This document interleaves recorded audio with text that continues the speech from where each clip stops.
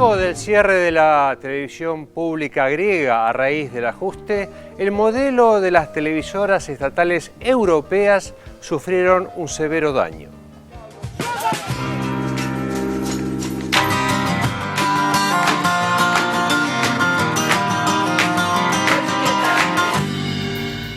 En la Europa del ajuste, las televisiones públicas no se salvan. En los últimos años, la mayor parte de las cadenas estatales del continente sufrieron de una u otra manera el recorte de sus presupuestos, debiendo adecuarse a la necesidad de reducir el déficit. Pero Grecia fue más allá. Sin consultar a sus socios de la coalición gobernante, el premier conservador Antonis Samaras dispuso unilateralmente el cierre de la televisión estatal ERT y el despido de más de 2.700 trabajadores, cumpliendo así con el compromiso asumido por el Estado griego ante el Banco Central Europeo, la Unión Europea y el Fondo Monetario Internacional, de restringir el gasto en el sector público y aplicar nuevas reformas. Δημιουργούμε μια νέα ραδιοτηλεόραση σύμφωνα με τα πιο σύγχρονα διεθνή πρότυπα. Εκείνοι που αντιστέκονται δεν υπερασπίζονται τη δημόσια ραδιοτηλεόραση, υπερασπίζονται αυτή την ΕΡΤ που υπήρχε μέχρι χθες.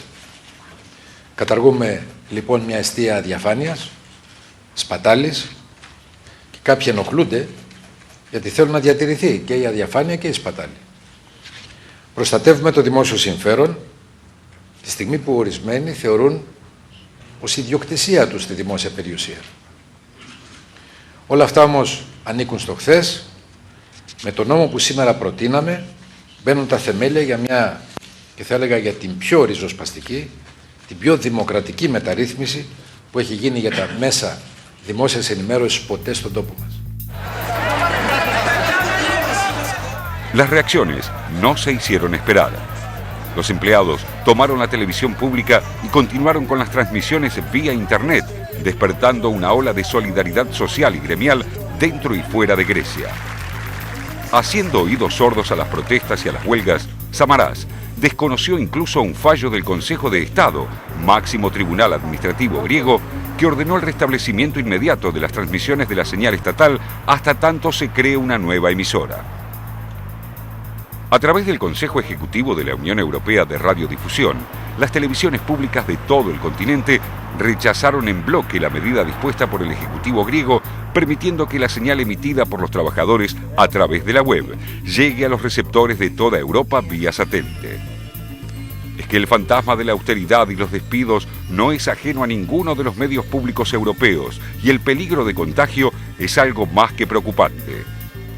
Desde el comienzo de la crisis, España, Portugal, Francia, el Reino Unido e incluso Alemania han recortado el presupuesto de sus medios públicos apelando a distintas modalidades.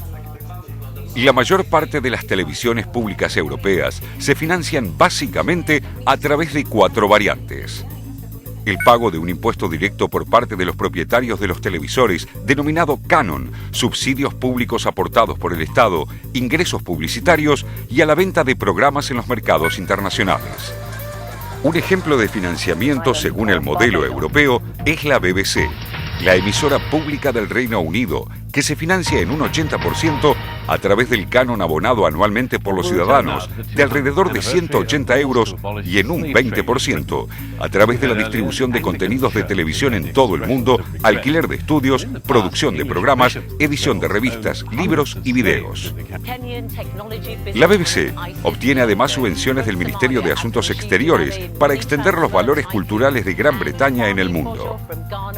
Sin embargo, la cadena británica también se vio afectada por los planes de austeridad.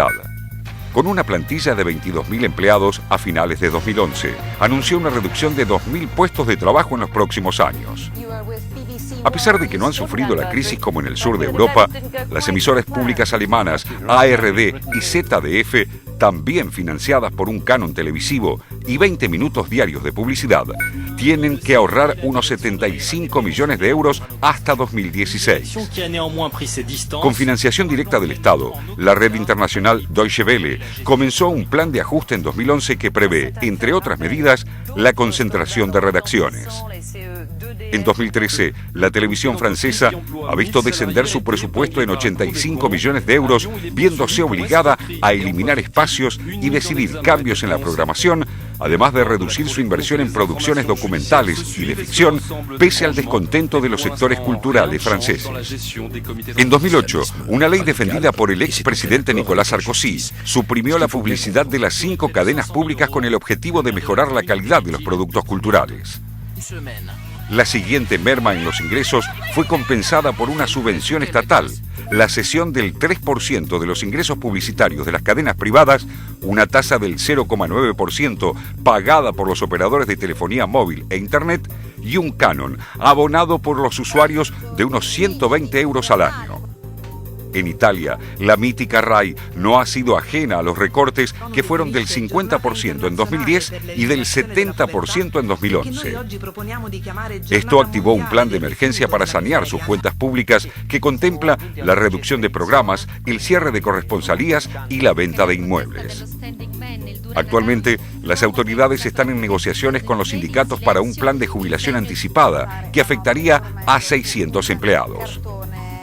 La RAI, cuestionada por organizaciones de consumidores por su escasa independencia informativa y la magra calidad de su programación, se financia en un 50% a través de un canon, 40% de publicidad y el resto a través de subvenciones y venta de programas.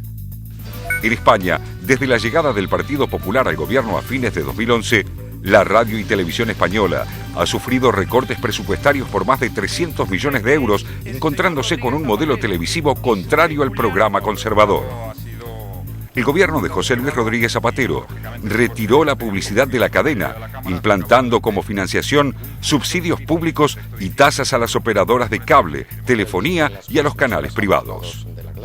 Portugal, uno de los países más afectados por la crisis, financia su televisión pública con subsidios del Estado, un impuesto que se cobra a través de la factura de electricidad y publicidad comercial. Sin embargo, la necesidad de reducir el déficit que afecta al país ha planteado a sus gobernantes la necesidad de privatizar el ente público.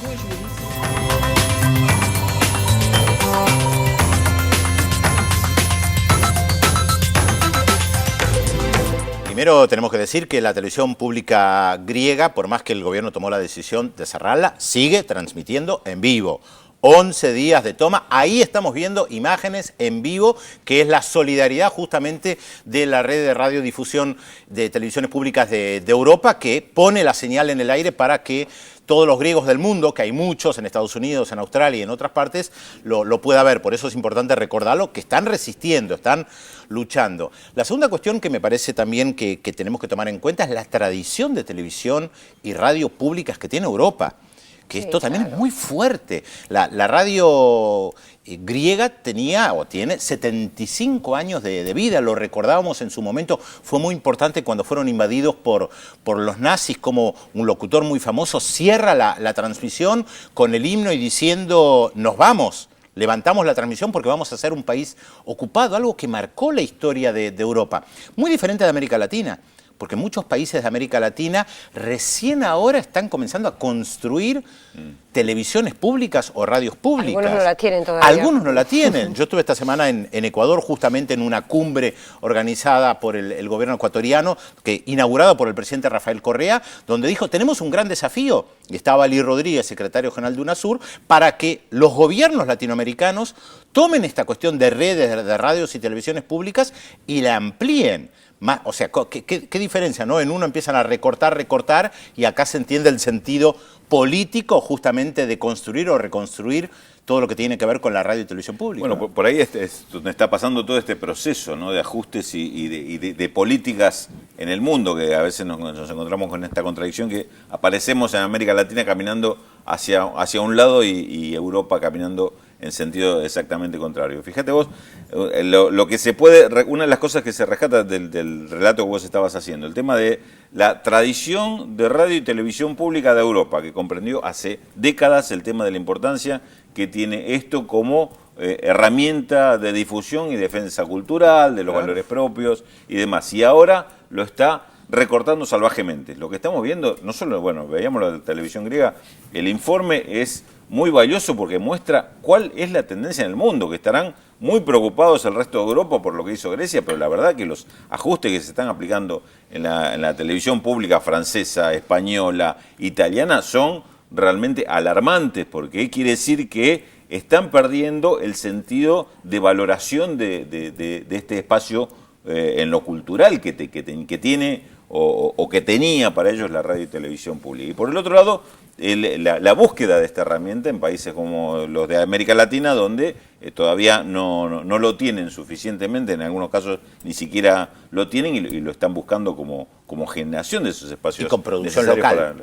Con producción local, bueno, que eso es lo importante, justamente. Claro. Ustedes estaban hablando de tradición histórica. Estaba leyendo recién que justamente los periodistas que están resistiendo en el canal griego le dicen al gobierno, vengan por nosotros, en una famosa frase griega en donde Leónidas de Esparta le dijo a los persas. Entonces, ¿cómo es la tradición? Porque como la historia de Grecia todavía sigue pesando usando esa frase paradigmática para cualquier griego de no nos vamos a vencer ante el enemigo que en aquel momento era el persa. Agreguemos también...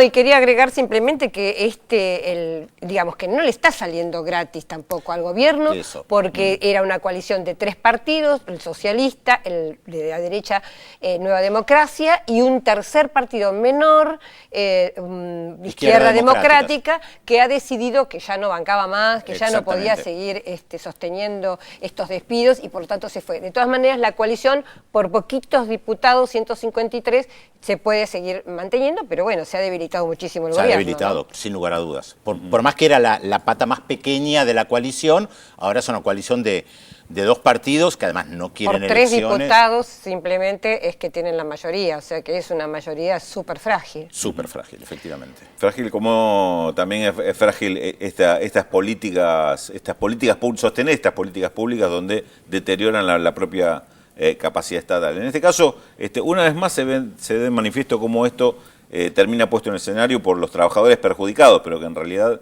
el debate va mucho más allá de los puestos de trabajo que se pierden, sino lo que significa el recorte de gasto en áreas tan sensibles como esta en este caso, ¿no?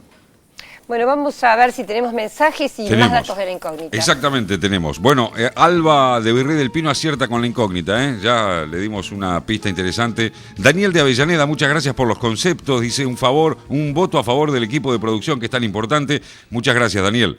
Marta de Quilmes felicita por el programa y nos sigue hace años. Carlos de Palermo felicita por el programa, dice que son unos campeones de la vida. Ahí está. 0800 444 1777 45. Eso era de otro canal. No importa, pero ustedes son campeones en serio.